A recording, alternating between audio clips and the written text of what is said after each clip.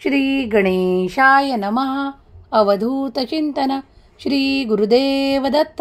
श्री स्वामी समर्थ. जय जय स्वामी समर्थ. देव म्हणतात, स्वामी म्हणतात, माझ्या प्रिय बाळा, खूप काही विषारी लोकांनी तुला खूप काही त्रास दिला आहे. जे विषारी बोलणे आहे ते तुझ्या मनाला लागले आहे. पण चिंता करू नको. आयुष्यात अशा कित्येक लोकांसोबत तुझी भेटगाठ पडते आणि ते तुझे मन दुखावतात. पण परिवर्तन होणार आहे, जे तुझ्यासाठी शुभ ठरेल. निराश होऊ नको, कारण मी तुझी काळजी दूर करणार आहे. आज तू काळजी दिसत आहेस, म्हणून मी आज तुझ्यापर्यंत येऊन तुझ्या डोक्यावरचा ताण कमी करण्यासाठी आणि तुला सुंदर भविष्याचे एक स्वप्न दाखवण्यासाठी आज या संदेशाच्या माध्यमातून आलो आहे. काही दिवसातच तू तुझ्या स्वप्नाला साकार होताना पाहणार आहेस. माझ्या प्रिय बाळा, तुझा व्यवसाय वाढी लागेल.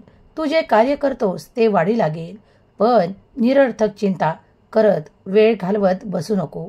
त्याऐवजी चिंता करण्यापेक्षा चिंतन कर, नामस्मरण कर, कारण ते मला अधिक प्रिय आहे. देव म्हणतात, वर वर दाखवणारे तुम्हाला कित्येक मित्र वाटत असतील, पण त्यांच्या अंतर्मनात तुमच्याबद्दल काय विचार आहेत हे मी चांगलेच जाणतो. तुझा परमेश्वर त्या ठिकाणीही पोहोचतो जिथे तुम्ही पोहोचू शकत नाही. म्हणूनच तुमचा परमेश्वर तुमच्या पाठीशी उभा आहे, अगदी प्रत्येक क्षणाला. देव म्हणतात, तुझी काळजी संपवण्यासाठी, तुला आनंदित ठेवण्यासाठी तुझा देव आज तुझ्यापर्यंत आला आहे. तुझ्या अंतर्मनात काय चालू आहे हे माझ्या व्यतिरिक्त कोणीही ओळखू शकत नाही. तुझी काळजी पाहून, तुला ताण तणावात आणि संघर्षात पाहून मला आज राहवल्या गेले नाही. म्हणून आज तुझ्यासाठी हा संदेश देत आहे. बाळा, तू भाग्यशाली आहेस, कारण खरोखर तुम्ही ज्या त्रासातून निघत आहात तो त्रास कठीण आहे. तुम्हाला जरी ते कठीण वाटत असताना तुमचा देव तुम्हाला एक आशेची नवीन किरण देण्यासाठी आला आहे. तुम्ही जे काही पाहत आहात ते सत्य नाही, कारण तुम्ही एकच बाजू पाहत आहात. देव म्हणतात, तू जर निरीक्षण केले तर तुला माझे मार्गदर्शन प्राप्त होत आहे. तू भाग्यशाली आहे. या कलियुगात देवाचे मार्गदर्शन त्यांनाच प्राप्त होते जे भीत नाहीत आणि देवावर विश्वास ठेवतात. अजिबात घाबरू नका, कारण मी तुमच्या सर्व गोष्टींकडे लक्ष ठेवून आहे. देव तेव्हा तुमच्यासाठी कार्य करतात जेव्हा तुम्ही शुद्ध मनाने, अंतःकरणाने देवावर विश्वास ठेवता. तुझ्या सुंदर जीवनाची सुरुवात होत आहे. जर तू हे अनुभव करण्यासाठी सज्ज असशील तर ते सर्व काही घडेल जे तुम्हाला अपेक्षित आहे. तुमची प्रत्येक बाजू मी मजबूत करत आहे. कोण तुम्हाला म्हणत आहे की काही असे तुम्ही चुकीचे केले आहे, तुम्हाला चुकीचे वळण मिळाले आहे किंवा तुम्ही चुकीच्या मार्गाने चालत आहात, तर धडधडीत ते खोटे बोलत आहेत. कारण माझा एकही भक्त चुकीच्या मार्गाने मी वळूच देत नाही. त्याला माझ्या अशा मार्गावर आणतो ज्या ठिकाणी तो कधीही चुकीचे कार्य करत नाही. तुमच्याजवळ कितीही पैसा असो किंवा नसो, तरीही तुम्ही ते सर्व काही करू शकता जे तुमची इच्छा आहे, कारण देव परमेश्वर तुमच्या सोबत आहे आणि तुमचे ताण तणाव कमी केल्या जात आहेत. तुम्हाला योग्य वेळेत आनंद मिळणार आहे. तुम्ही फक्त आपली पावले पुढे टाका. ते प्रयत्न करा, कारण प्रयत्नांती परमेश्वर हे तुम्हाला माहीत आहे.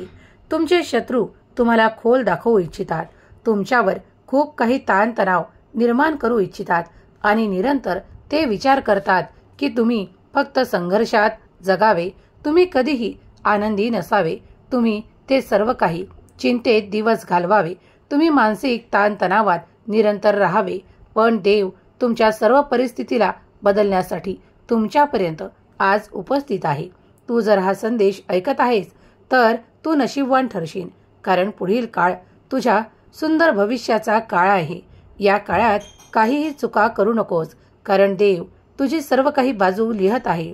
तुझे नशीब घडवणारा आज परमेश्वर, भगवंत, ब्रह्मांड नायक तुझ्या समोर आहे. तू आता विश्वास ठेव की तुझ्या जीवनात सुखद आनंद येत आहे. तुम्ही तुमच्या नात्यांना आनंदी पाहू इच्छिता, तर तोच आनंद तुमच्या पुढे येणार आहे. तुम्ही त्या नात्यातील प्रेम, गोडवा, आपुलकी आणि सुसंवाद प्राप्त करणार आहात. तुमच्या अव्यवस्थित जीवनाला देव व्यवस्थित करणार आहे. जर कधी कधी तुमच्या अंगावर खूप काही असे डोंगर आहे जे कर्जाचे असेल, तर तेही तुम्हाला फिटून देण्यासाठी देव तुम्हाला मदतीचा हात देणार आहे. जे कोणी प्रयत्न करतात त्यांच्यासाठी ते द्वार उघडल्या जाईल आणि ते द्वार एकदा उघडले की कधीही बंद न होण्यासाठी उघडल्या जाईल. म्हणून आपले प्रयत्न पुढे ठेवा आणि प्रयत्न करत राहा, कारण प्रयत्नांती परमेश्वर हे तुम्हाला माहीत आहे. देव तुमची मदत तेव्हाच करू शकतो जेव्हा तुम्ही कुठल्या तरी कर्मांना महत्त्व देता आणि वेळेला सुद्धा महत्त्व देता. वेळ खूप महत्त्वाची आहे. योग्य वेळेवर योग्य कर्म कराल तर त्या ठिकाणी तुम्हाला यश प्राप्त होईल. जसे की तुम्ही या संदेशाला ऐकत आहात आणि या संदेशाला किती वेळ देत आहात हे तुमच्यावर अवलंबून आहे. जर तुम्ही हा संपूर्ण संदेश ऐकत आहात तर देवाची ऊर्जा सतत तुम्ही तुमच्या आत घेत आहात. या क्षणालाही तुमच्या मनातील ते सर्व काही विचार मी ओळखू शकतो. पण देव तुम्हाला मदत करण्यासाठी आले आहेत हे विसरून जाऊ नका. आणि हा वेळ तुमचा कधीही निरर्थक जाणार नाही.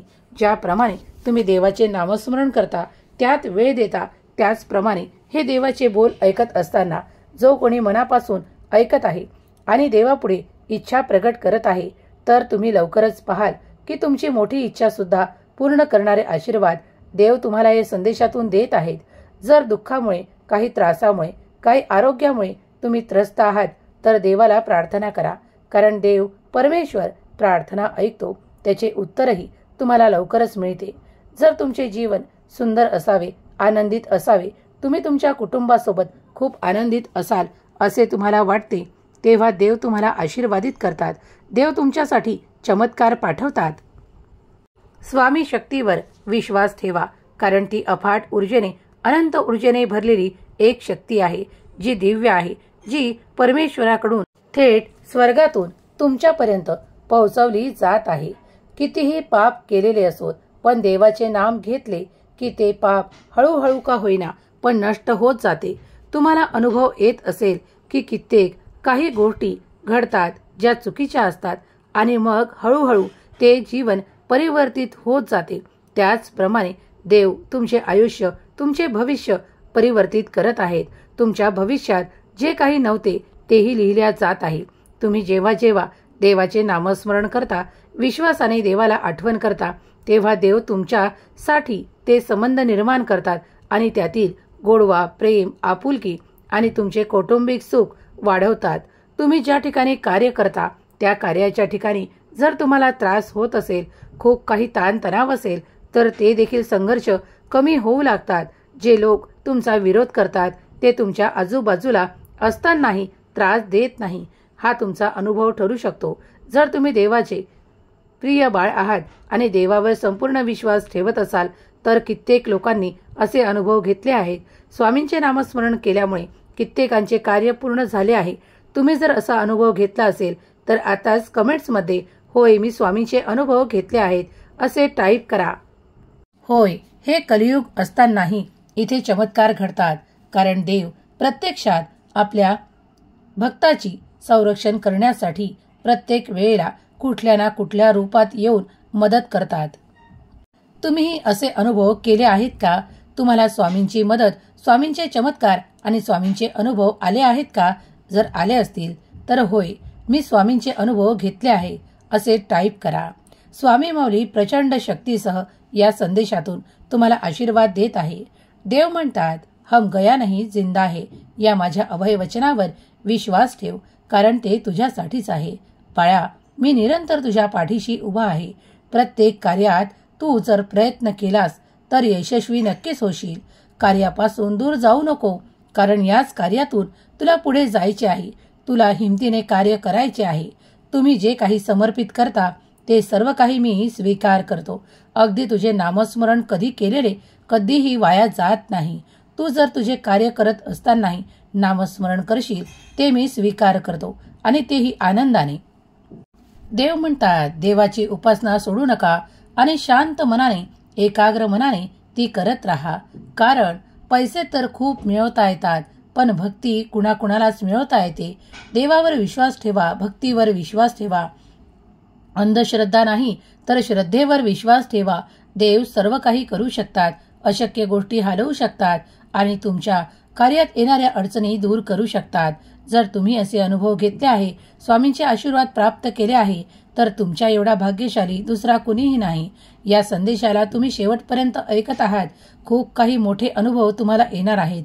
स्वामी माऊली तुमच्या इच्छा पूर्ण करणार आहेत, कारण देव तुमच्यासाठी चिंताविरहित जीवन देत आहेत, आशीर्वाद देत आहेत. तुमच्या इच्छा, अपेक्षा आणि आर्थिक बाजू मजबूत होणार आहे. तुम्ही जे काही कार्य करत आहात त्यात तुम्हाला मोठे यश प्राप्त होईल.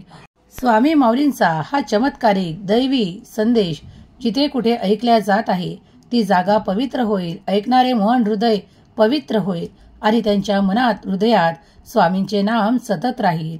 स्वामी माऊलींचा जयघोष करायला कमेंट्समध्ये विसरू नका. श्री स्वामी समर्थ, जय जय स्वामी समर्थ लिहायला विसरू नका. देव म्हणत नाही की तुमचे कार्य सोडून तुम्ही माझे नामस्मरण करा. जर तुम्ही हा संदेश ऐकत असतानाही आपले कार्य करत असाल तर ते देवापर्यंत पोहोचेल. तुमचे नामस्मरण देवापर्यंत पोहोचेल.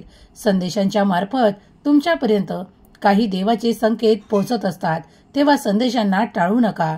ते ऐकून घ्या आणि त्यातील ते सर्व काही आशीर्वाद प्राप्त करा जे स्वामी तुम्हाला देत आहेत. स्वामी माऊलींची कृपा निरंतर तुमच्यावर, तुमच्या सहकुटुंबावर राहो ही स्वामी माऊली चरणी प्रार्थना. केलेली सेवा स्वामी चरणी अर्पण करते. श्री स्वामी समर्थ. जय जय स्वामी समर्थ.